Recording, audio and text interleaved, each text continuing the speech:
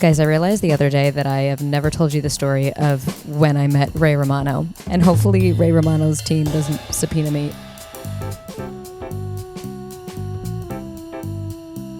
So one of my dearest friends who I've talked about before, I know her from Boston, we work together, literally the most genuine fucking person. I know I always talk about like, I can't stand people that are overtly nice. But like, take that with a grain of salt. There are people that are genuinely nice that you go, wow, you are actually just such a good human. That's this friend of mine. She has just always been the sweetest soul. I've genuinely never heard her say anything negative about anybody. I've made up for that over the years of our friendship. I'm like, don't worry, sis. I will say the negative things. You just keep up being you. Anyway, I've known her now since college, so you do the fucking math. I don't need to tell you how old I am. We lived together when I moved back to Los Angeles. In fact, she was the girl that I was with when I did that episode about how those girls dumped me in a nightclub. She was the girl I was living with and experienced all of this with me, and still barely said anything ill of anyone. Anyway, so she starts dating. She is now married to Ray Romano's son. I don't even know if I can it's public information. She is now married to Ray Romano's son. Listen, I live in Los Angeles. I've been here for a fucking minute. I was on a TV show as a kid. I've met some famous people, okay? I fucking love Ray Romano. As somebody who loves comedy, my mom's probably, I would say my mom's favorite show of all time has got to be Everybody Loves Raymond. That I grew up with Everybody Loves Raymond. That show is a huge reason why I wanted to pursue acting, but more specifically comedy, right? I fucking roll with Ray Romano. So I was with her when she first started dating him. And I remember being like, bitch, don't be fucking selfish. You better maintain this relationship through all odds. All right. Don't be selfish. I have to meet Ray Romano. Now, she got to do some like obviously insane shit. There's nobody more deserving because she just doesn't care about any of this stuff. I fucking do. Okay. I needed to meet Ray Romano. I'm like, don't be a fucking cunt. Keep him around long enough. At least until I am not a nobody anymore as an actor and I can meet him and not feel like a burden. Not that I was ever going to just pitch myself and be like, what's up, Ray? I'm an actor. But what would happen is, because I have an ego, when they first started seeing each other, we lived together. So she would invite me like, hey, do you want to come and hang out? No. Nope. She's like, nope, I don't want to meet Ray right now, because at the time I was working as a hostess or doing whatever there's no shame in that. If you are pursuing acting, you probably are or have had to work those jobs. The point is, I had this thing in my mind where I was like, I'm not going to meet Ray until I'm a serious actor. And not that I'm ever going to pitch myself, but just so I have that peace of mind of when I shake my hand, I'm like, yes, hi, Ray. My name is CHRISTINA, right? So, they do those tests on babies where like they delayed gratification and they're like, okay, do you want one gummy bear now or do you want 20 gummy bears 10 minutes from now? I was pro delayed gratification every time. I'm not going. I wouldn't. They had a home in Los Angeles. I'm not going. I don't want to go over there. I don't want to risk meeting him. I have one shot. And if it ever gets brought up, like, what do you do? I will literally pass away if I have to be like, well, I'm trying to be an actor. I would rather die. So I put off all of these meetings. I put them all off. I'm not going to meet him. Last year, now mind you, we're 7 years into this fucking relationship. I'm no actor by any means, but I had 2 recent films under my belt and I was a little bit more of an established content creator, not where I would want to be as an actor to introduce myself to Ray fucking Romano, my idol, but in a better position. Okay. So it's their wedding. I'm like, my boyfriend's coming with me. We're not going to know a lot of people at this wedding. We know my friend Erica and we know her husband and we know a couple other people, but not a good amount of people. I'm so fucking nervous for this wedding. And I'm like, CHRISTINA, something about me is I am a terrible networker. If I see somebody that I idolize or I look up to, even when I was single, if I saw somebody that I found attractive, I would do everything in my power to avoid them, which really makes me a shit networker, because it'd be like, okay, we're going to put you all in a room. And then I would be amongst people that like I would need to meet or would want to meet. And I would do everything in my power to avoid crossing paths with them. If I were in the bathroom about to shit my fucking ass out and they happened to get in line, I would leave. I would just shit my pants at the party. Like, I don't know what that is about me, but I will just avoid it at all costs. So I kind of knew I was going to probably do the same thing at the wedding, where I'm like, big shot, like, yeah, I finally get to meet Ray. I knew I was just going to be like, avoid it, right? So we go to the wedding last year. Fucking beautiful wedding. I mean, obviously stunning. My friend Erica is just so wildly creative. It was just beautiful. It was a beautiful wedding. Ray, of course, gave like the best speech ever. Honestly, that for me was enough. I said we could that to see Ray basically do a little stand-up routine at a wedding. I'm like, I can die happy. That was worth 7 years of keeping my friend around, you know, to experience that. I don't go near him at the wedding. In fact, I avoid him at all. I avoid everybody at all costs, because I am just so afraid, because the sons know that I'm a big fan. She knows I'm a big fan. And I'm like, God forbid I get in a conversation. Someone's going to be like, oh my God, Christina, you have yet to meet Ray. And I would say, hi, Ray, I'm dead, Christina, right? So I avoid it until this haunts me. The following morning, we are going to Ray's home. Hold on. I didn't know we were going to Ray's home. That's a very important part of this story. We are being invited to, like, you know, after the morning after the wedding, everybody goes to brunch. They pretend like they're not hungover and we eat bagels, right?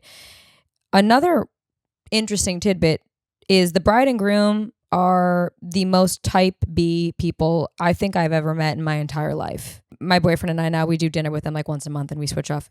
They're late to everything. Always. I've known this about Erica for as long as I've known her. I love her for it, because it's actually more predictable, because I know she's always going to be late and it helps me plan. I don't know why I thought maybe morning after the wedding, it won't be late. Okay. So we get this address to where this brunch is. It doesn't say like a restaurant name. It's very like elusive. I'm like, okay. So we check out of an Airbnb. Now, mind you, I have my period and it is excruciatingly painful. In fact, TMI, I bled through my dress at the wedding. I said, I'm going to wear a champagne dress. I wear a black dress. What did I wear a champagne dress to? Oh, another wedding that I bled through. I bled through the dress. Okay. I was wearing like underwear, shorts, a fucking diaper, bled through it. So I'm already like really stressed, out of my element. We're also in Palm Springs. It's hot as fucking tits. A lot of factors going on. So I'm like, Shane, we can't be on time for this, because Erica and Matt, they're not going to be on time. We'll just be like a little late. So that's what we did. We were a little late. We pull up and we're like entering this gated community. And I look to Shane, I go, this is a weird place to have a brunch restaurant. I'm dressed fucking casually. I go, seems kind of odd. We were going to Ray's house, which, fuck Erica. If you're listening to this, she's not, because she's not caught up. We just had dinner. Fuck you for not ever saying, hey, just so you know, it's going to be at the Romano residence. Doesn't fucking tell me. So I start panicking. We're driving down this beautiful road. I go, oh my God, I swear to fuck, this better be just like a separate rented home. Wasn't. It was Ray's house. So we get there, beautiful house. There's like security and there's like a lot that we all have to park in, and they like direct us. They're like, park right there, which is directly in front of the home. So I'm facing the home. I sit in the car. We shut off the car. It's hot as fucking hell because I'm in Palm Springs in the spring, summer, a hot time. I go, I can't go in. Shane goes, okay, we'll just sit here. I'm texting. I'm like, is anyone? No, it looks like nobody is there. It's also like 30 minutes past when this started. I go, and these are East Coast people. So I'm like, I don't know what to do. So I'm sitting in the car. Shane goes, after like 15 minutes, he goes, Christina, we look really sketchy sitting outside of Ray Romano's house right now. We got to make a move. I go, okay. All right, it's fine. We'll walk in, but it's not a big deal. We'll go in. We'll just go in. I swear to God, this haunts me. This will forever haunt me. I will never get over this. So we get out of the car. We start walking down what feels like to the pits of heaven, not the pits of hell. At this time, it feels like, oh my God, I'm going to this beautiful house. Well, Ray's going to be there. I'm just going to be in the presence of him. It's just going to feel funny. I'm just going to feel, I thought I was going to leave feeling like a funnier person. As I go to reach for the fucking door, Ray Romano exits the door and he opens it. One of those oh, and I go, hi, I'm Erica's friend. And he goes, yeah, everybody's inside. Food isn't ready yet. I go, okay. I shit myself. I say, fuck. How do I die inside of my skin so that nobody will notice? I open that door. It is just close family. I have never wanted to die so instantaneously. I wanted to be gone. I wanted to disappear into my skin. So what did I do? I open the door. We have that interaction. He just keeps walking past because he's Ray Romano. He's going to do something else that he needs to do. I walk into the house, which is the most stunning thing I've ever seen in my entire life. And I just see grandparents, aunts, sisters, brothers, not one fucking friend. I was at the wedding the night before. I sat at the friend table, and then next to me was a friend table. I have an idea of what the friends look like. I was not in the presence of friends. I was in the presence of the closest family tree. Before I take 2 steps into the house, I gotta go to the bathroom. I leave Shane. I don't care. I don't fucking care.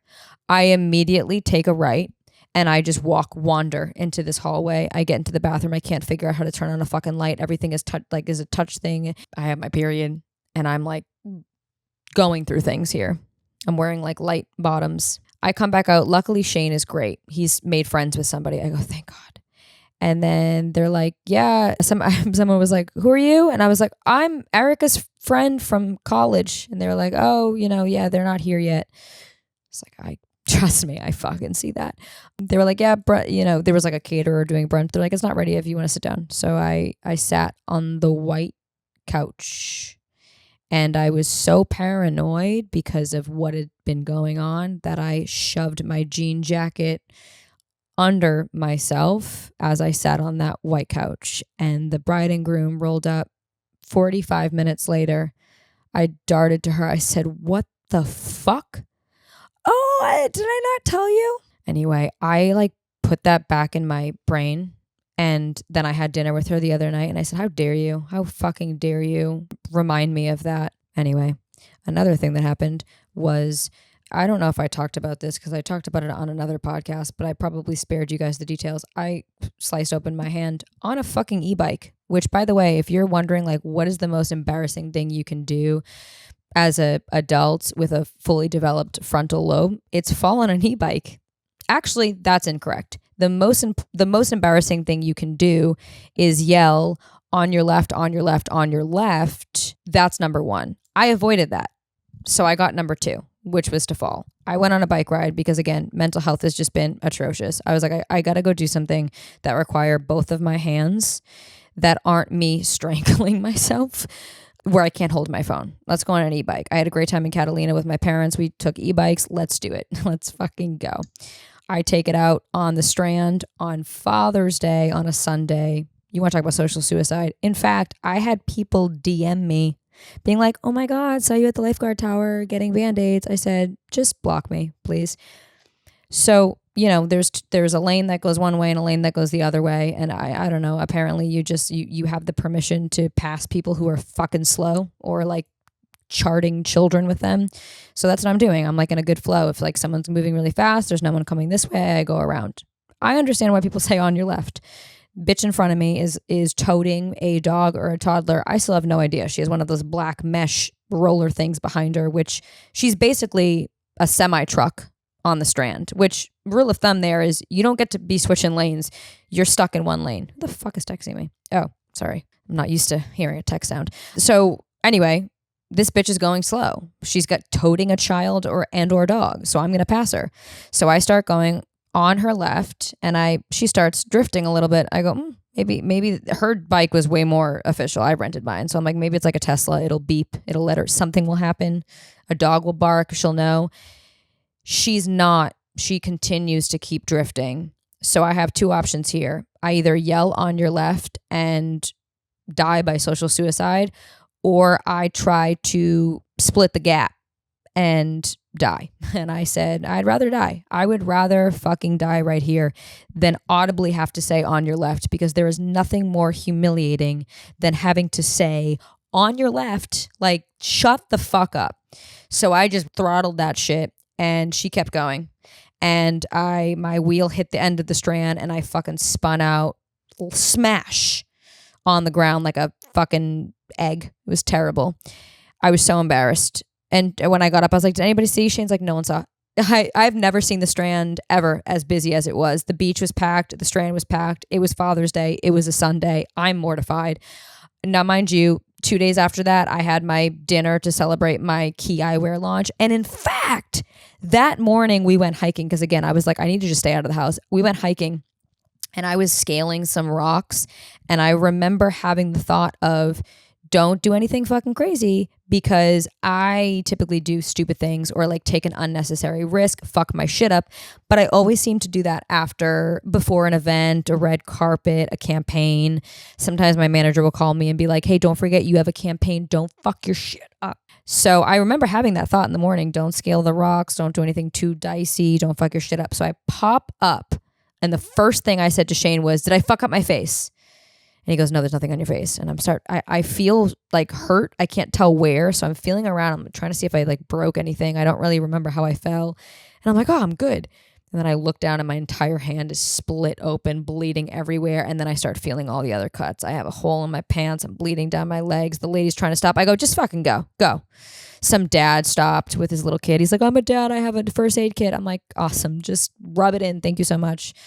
And then the craziest thing was we were starving. We were taking basically the bike. Our plan was to take it, I want to say 10 miles, maybe a little less than 10 miles. I don't know. It might have been 2 miles. I really don't know distance or miles or the metric system. That's not even the metric system. Doesn't matter. We had to take it a long way to go get food. I'm starving. I'm so hungry. I pop up. We're like halfway, not even halfway. We're like a quarter of the way there. He's like, do you want to go back? I go, no, I need to fucking eat. Unfortunately, the hand that was fucked up is the same hand that I had to throttle. So I put a piece of gauze from a dad and I put it in between my hand and my thing. And I'm like, every time I hit the throttle, I'm like, just get me food. It's fine. Eventually it got so bad I pull over. I go to the lifeguard tower. He's like, accident. I'm like, just a cunt. So wraps me up. And I go. I'm in so much pain. I'm so cranky. I don't think I've ever been more cranky, because in my mind I was like, okay, this is what happens when I try to do things for my mental health. Okay, I'll remember that next time. I should have just stayed home and spiraled.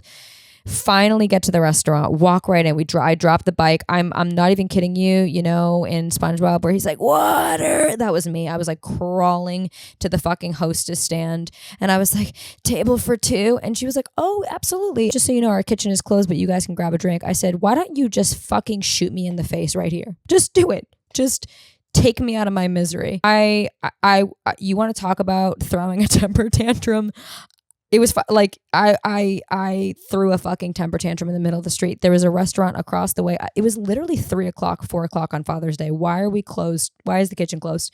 Like, I go across the street. They're like, oh, we have a limited menu today. They had like literally you could get like a sloppy Joe or some kind of crazy salad with every fucking fruit in it. I'm like, are you fucking kidding me? Are you fucking kidding me? So I had fries and went back, and anyway, that was my day.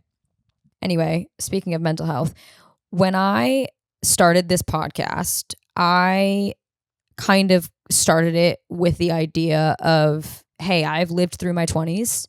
I think that I've experienced, I've been in good relationships. I've been in bad relationships. I've gone through friendship breakups. I've had no money. I've worked jobs that I've hated. I've had issues with my family. Like, I feel like I've collected all of these things from my toolbox. And my goal when I started this podcast was to be able to provide some of those lessons things that I wish I could have avoided, things I wish I did differently, things that worked for me. Like, provide some kind of advice, or at the very fucking least entertainment, right?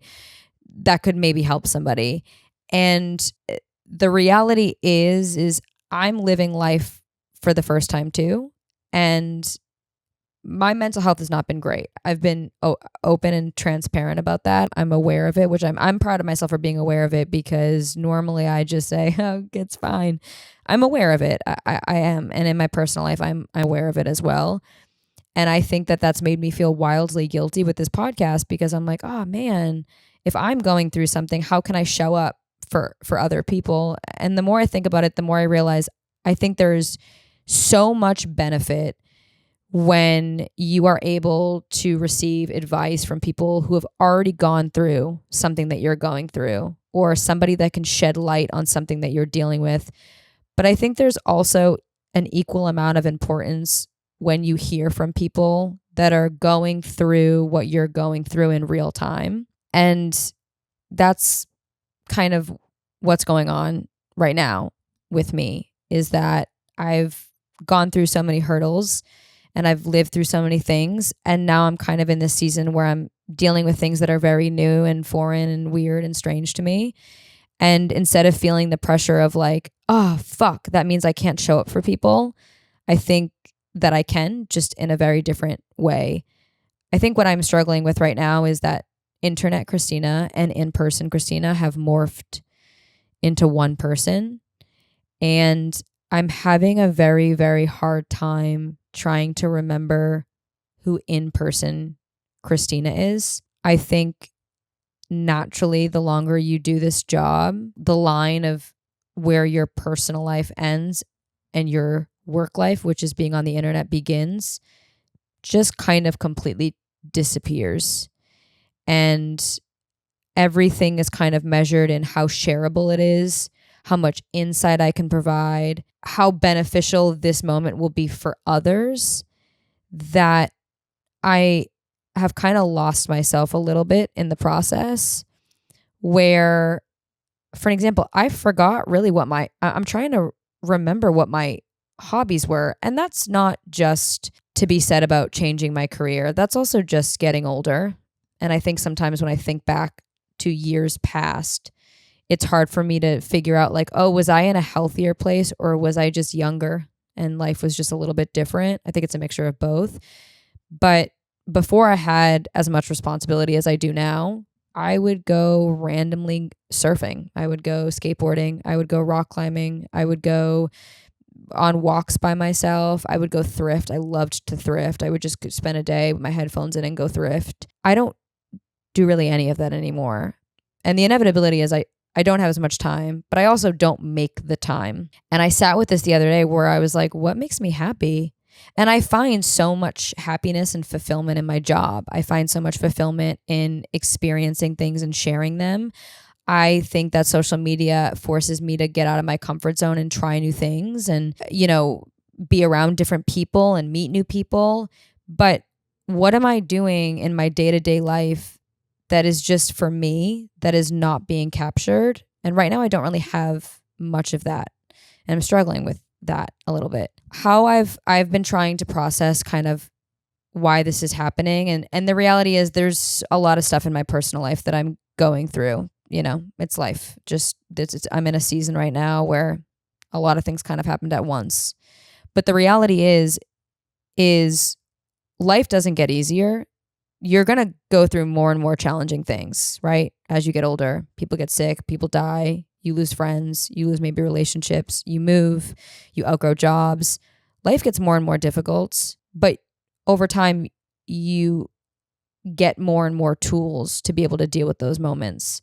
So I think I've been getting in this habit of like moving my goalpost of, oh, well, I'm going through all of this in my life, which is easier said than done. When you're going through a lot of shit in your personal life, it is sometimes very hard to wake up and feel happy. But if I keep living like that, where I'm like, okay, I'll be happy when we sort out this and when this gets sorted out, then I'm just perpetually going to be putting off my happiness essentially for the rest of my life. Because once all of this quote unquote is figured out, something else is going to happen. And I don't want to live like that. I think alongside that, something that I've noticed is 2024, I would say, was the best year of my life, which is so interesting that I'm in this place right now. 2024 was the first time in my career that I really, really saw the fruits of my labor paying off. I really got to enjoy all of the things that I was able to do. There was so much adrenaline. It was like the rocket ship was taking off, right? It was just like, wow, look at all the stuff I get to travel. I'm meeting all these people. I have financial freedom. I can, do this with my time. I can do this. And I think there was so much excitement and adrenaline, and so grateful that it kind of propelled me into space. But now being in space is the norm. Like I left Earth on that journey, and now I'm in space, and I kind of just feel like I'm floating through space. And I'm very grateful that the things that I dreamt of have become the norm, but I'm having a little bit of an adrenaline dump and a little bit of a hangover, because you go through, especially in this job, you go through these intense moments of so much happiness and excitement and adrenaline, to then like solitude and being at home and working at home and filming at home and doing a podcast at home. And then, oh my God, I'm at an event, and I'm at an event, and I'm around a bunch of people, and I'm doing this, and I'm in this article, and I'm doing this interview, and I'm shooting this campaign, and then I'm back home. So my nervous system has had a really hard time regulating. Like, where is the consistent peace that I can really bring myself back to between all the highs and all the lows? And I think also you feel a lot of guilt. I just posted an Instagram story. I was very shocked at how many people positively, I'll read it because it was like, I just posted it as my way to kind of just like keep people updated, and people really fancied it and said that it resonated with them. So I'll read it to you in case you didn't see it. I think what I say about feeling guilt is really impactful. I was supposed to be in Hawaii this coming Friday. You're not going to hear this until way after I was supposed to be in Hawaii, but this Friday around 4th of July, I was supposed to be in Hawaii. And I said, Life's a Joke pod was started on the premise that life is a joke. It doesn't always go as planned. Sometimes it fucking sucks, and other times it's beautiful. Everything is temporary, the beauty, but also the pain. This has been a really strange few months over here. In between so many highs, there have been deep lows. I've been struggling to navigate consistent peace in the midst of all the ups and downs. You feel guilt for celebrating the highs when the lows are still present, and you feel guilt for feeling defeated over the lows when there is still so much else to be grateful for. After not taking a personal vacation in over 4 years, I finally forced myself to book my dream vacation, which, if you know me, is a big deal because I am a workaholic. I've been deeply craving a reset, new inspiration, and honestly, solitude. After months of craving this trip, I just had to cancel it. Other things have come up that, quite frankly, are far more important to me and need my attention. Sometimes things don't make sense. Sometimes things break your heart or your spirit, but life continues. Life doesn't get easier. You just gain more and more tools to deal with the curveballs. If you're feeling like things don't make sense right now, or you're feeling jaded or defeated, just know you got this. Tomorrow's a new day. Cherish the things that are truly important and fuck the rest.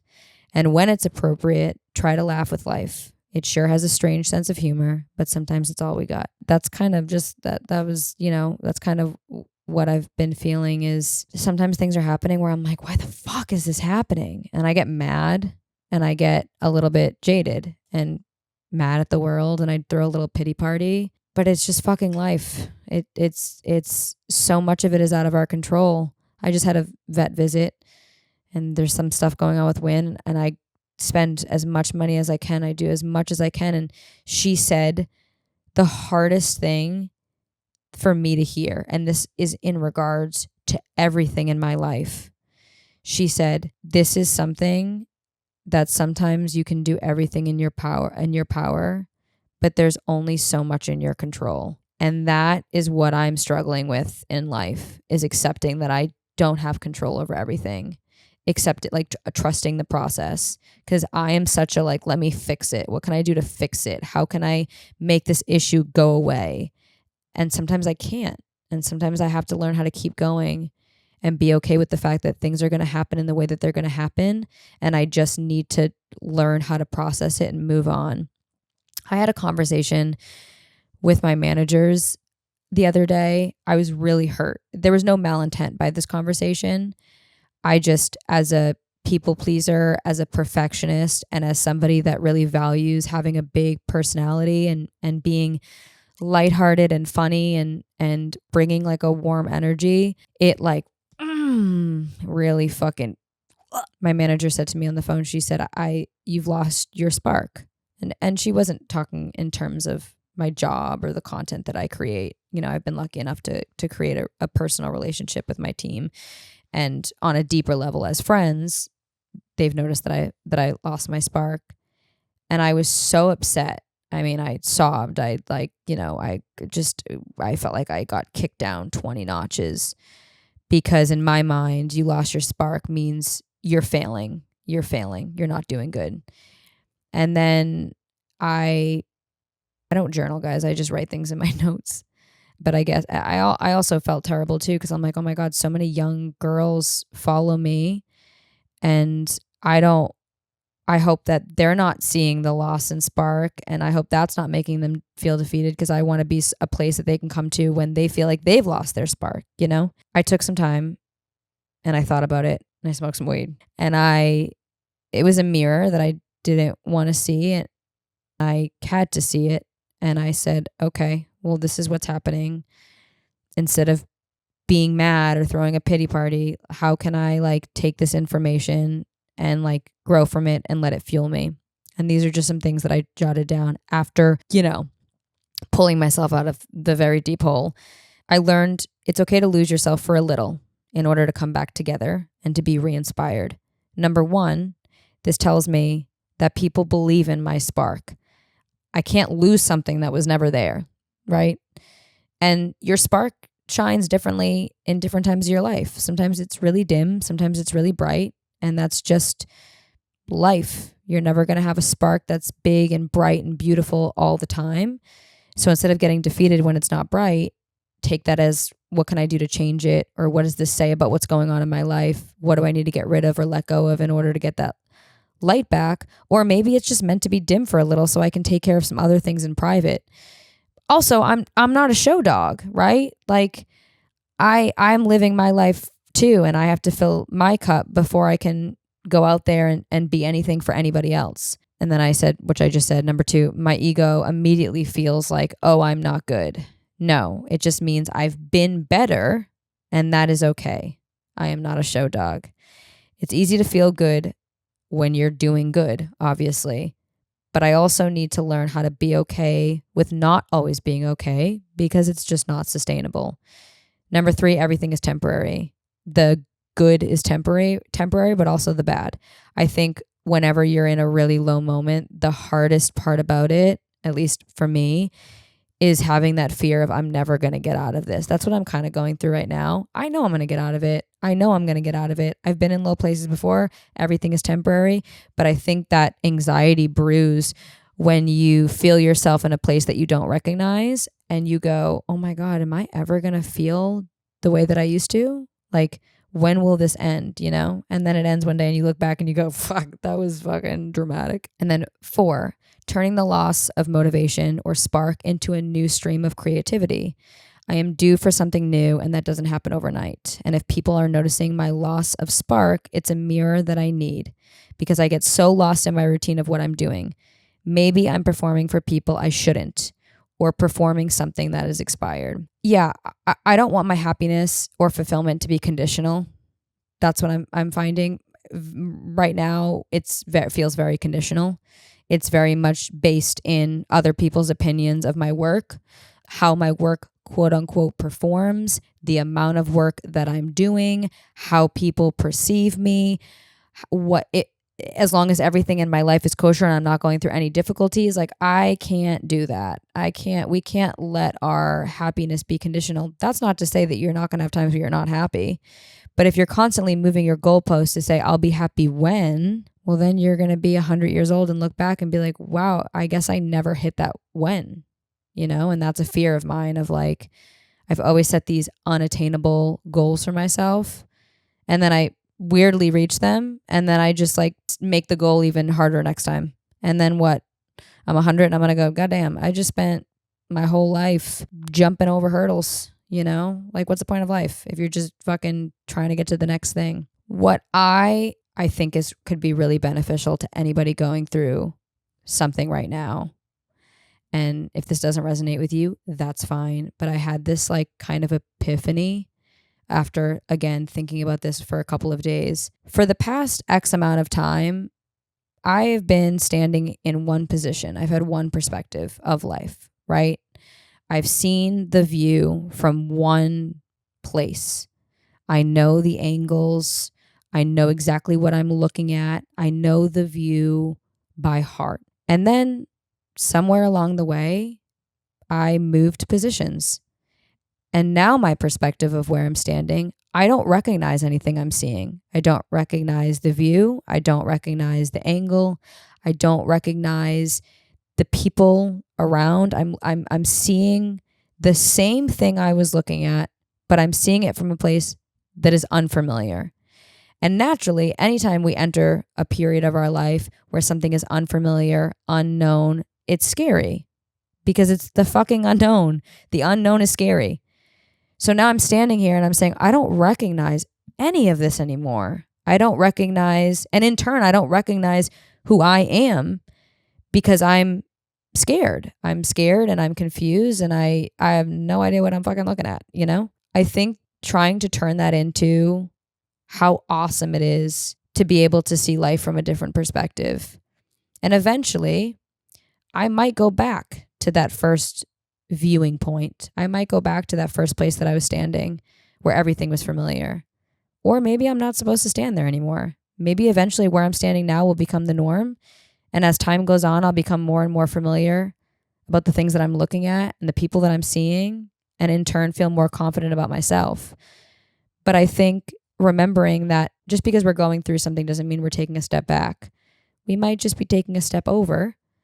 And it feels like we're taking a step back because all of a sudden everything is unfamiliar, but maybe it's where we need to be for whatever reason. I don't know. And I might not know for an indefinite amount of time. But everything that's ever happened in my life that I did not understand, and in the moment screaming, why is this happening? I look back on all of those things and say, wow, I am so grateful that those things happened. Because while they were wildly fucking uncomfortable, they really pushed me to see things in a different way. And sometimes seeing things in a different way shows you people that shouldn't be in your life, shows you things about yourself that you need to work on or change, or just shows you like a different part of your creativity that you need to express. And then it obviously feels like you're starting over, but you're not starting over. You know what you're looking at. It's just from a different angle, you know? And you'll relearn it. And that's what I'm learning right now. So if you're feeling like you're going through something right now that you don't understand and you feel lost, you feel like you don't know what you're looking at anymore, you kind of feel like you've lost the plot, and in turn you feel like you're never going to get out of it, you will. Because you've been through other shit before. This isn't the first time you've gone through shit. You've gone through, in fact, probably harder things. Or maybe this is the hardest thing. But you have the tools, and just be patient with yourself. And yeah, that feels really good to say out loud. I don't know. I really have been trying to brew on things a little bit longer before I form an opinion, because I just act out of emotion all the time. And when things are happening to me, I'm just like, rah, you know, and it's just like not beneficial, because then I throw my little pity party and like, fuck a pity party, you know, whatever you're going through. Or maybe you're in a great place, but eventually you might go through something again, you know, feel it, feel fucking sad, cry, maybe throw like a tiny pity party, and then be like, what can I do with what I'm going through now to make sure that the next chapter is 10 times better? And just rack up all those tools. It's like, you know, in a video game, the levels get more difficult. The level, like you hit the final boss. You're not hitting the final boss on level 1. But by the time you hit the final boss, you've already played 50 rounds of this game. You're such a better player. You know, the game didn't get easier. You just picked up more skins. You picked up more weapons. You got more skillful. Like you just learned so much along the way that when you hit that final boss, you had everything that you needed to be able to defeat it. God, I'm a fucking poet.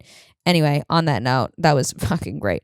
I love you guys. I really do. And I really still hope that you find peace. I always want my place in the internet, whether you just follow and listen to me here, whether you follow me on the internet.